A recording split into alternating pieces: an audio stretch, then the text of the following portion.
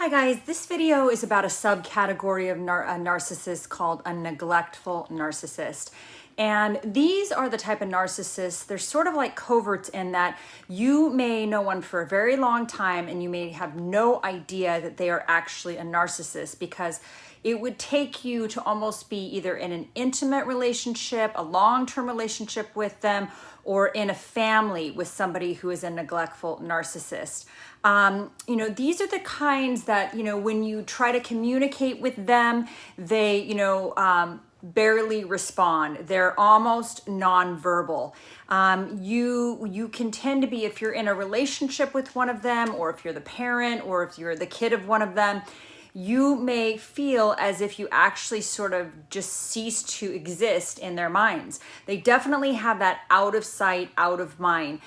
They still have the lack of empathy that you're going to see in all the other types of narcissism, but their lack of empathy is manifested in the complete and utter regard for you as a person.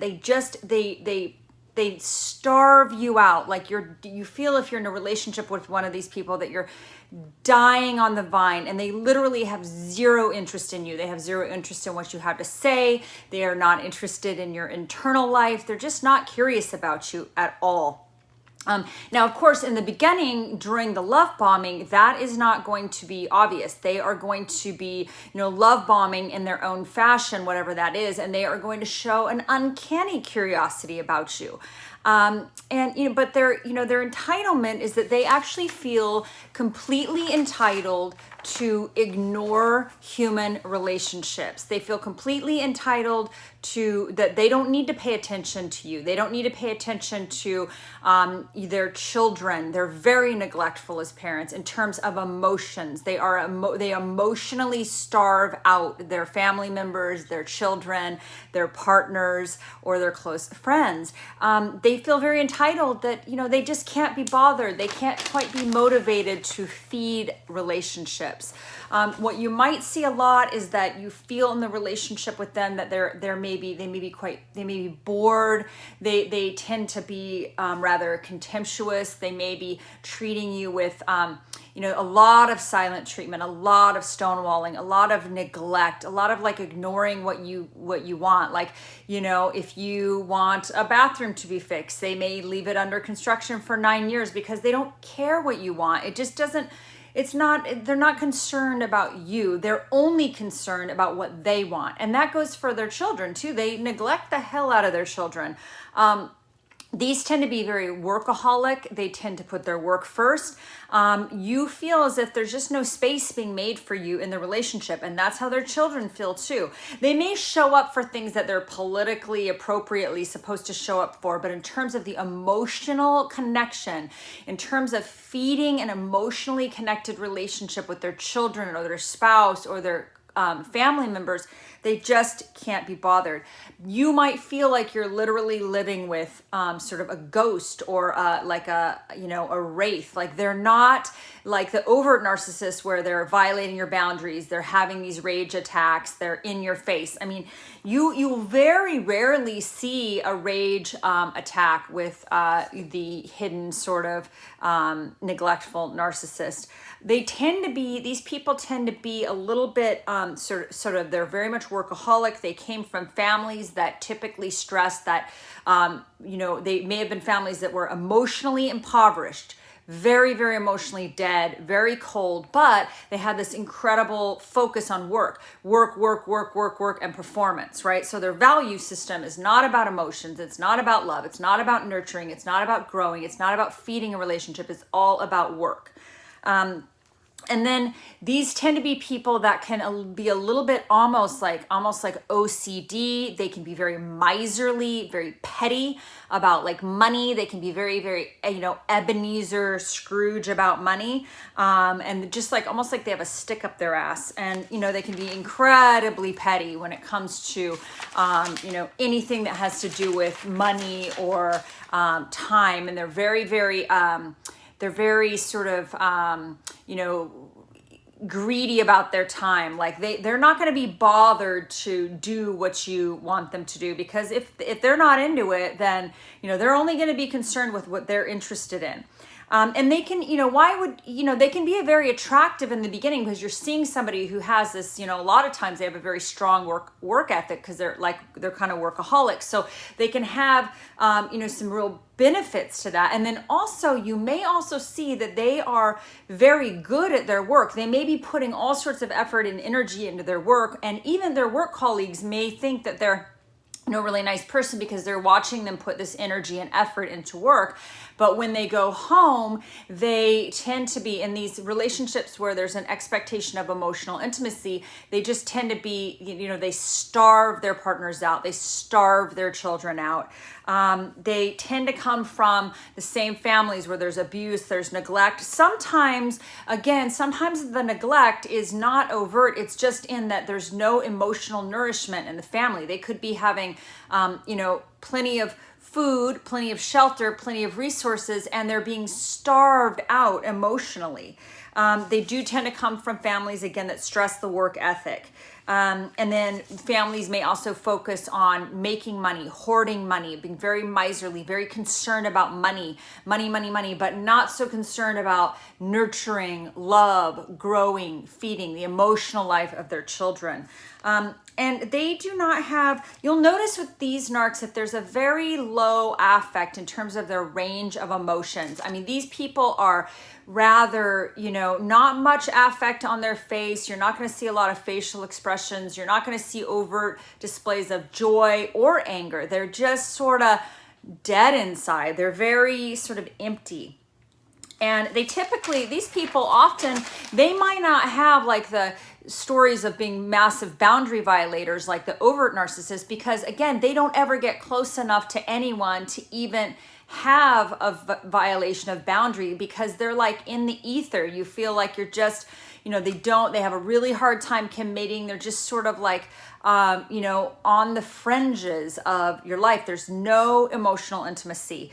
And of course, these are people that will sometimes do partnership activities with their spouses or their partner. Like they may golf every day, or they may, climb mountains together, or there's some sort of like thing that they're doing together, surfing or going to flea markets or something together that appears to be emotional, appears to be intimacy, but it really isn't. It's just co-playing. They're golfing together, but they're not really emotionally intimate. They're not really expressing emotions and having that give and take and having this emotional intimacy. And they have the same thing that all narcissists have, which is this incapacity for intimacy. They they do not like emotional intimacy. It feels they avoid it, their avoidance, and then they have a real contempt for closeness. They think that humans that need like love and affection and attention, they find it, they're contemptuous of it. They look down on you for your ridiculous humanity. And then also sometimes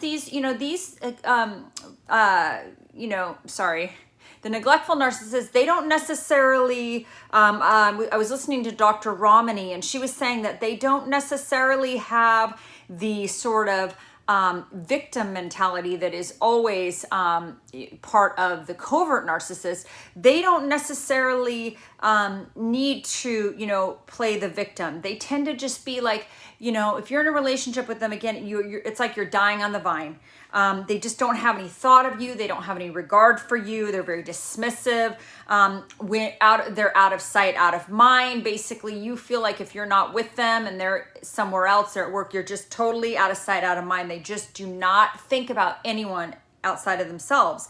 And then what you might feel like if you're in a relationship with them is you might feel like you're their servant, you're their slave, you're their maid. You are there for a purpose. If you are a doer, you are a house cleaner, you're a cook, you pack for them, you plan, outdoor adventures. You are the one who is like there for them, as your job is to take care of them, and like you are their slave. Basically, it's not even a servant, because typically you don't get paid if you're in relationships with them.